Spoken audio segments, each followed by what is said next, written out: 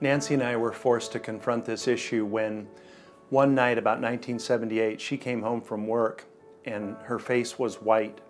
She worked at a large OBGYN practice in an affluent suburb of the city where I was going to college. She was working to help me through. And on that day, when she normally worked in the front office, she was asked to substitute in the back office for a procedure, and the procedure was an abortion.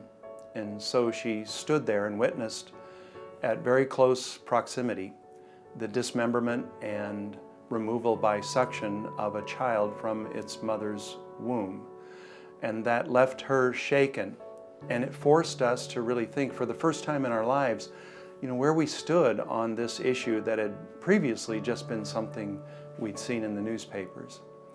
And as a result, we came to the conclusion that it was important that we get involved.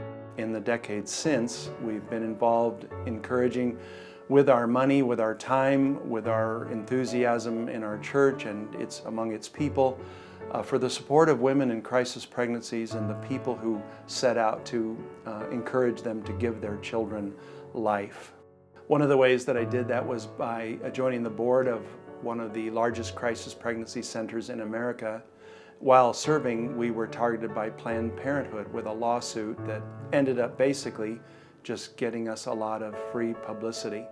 But even that steeled our resolve to encourage women to give their children life. And today it has meant that we are totally committed to special needs families, people with disabilities, whether children or adults. Years ago I was preaching on this subject and I used this expression. I said that tens of millions of children had been sacrificed on the altar of convenience. A woman in my congregation who before she came to Christ had herself endured 2 abortions wrote me and challenged my use of those words. She said that while there might be those women out there who would be very proud of themselves at the exercise of their right to end their child's life by abortion, she said most women turn to abortion the way an animal gnaws its leg off to get out of a trap, because their situation is such that the alternative is even worse than losing her own child. Our commitment to life stems from our love for and appreciation for the authority of the Word of God.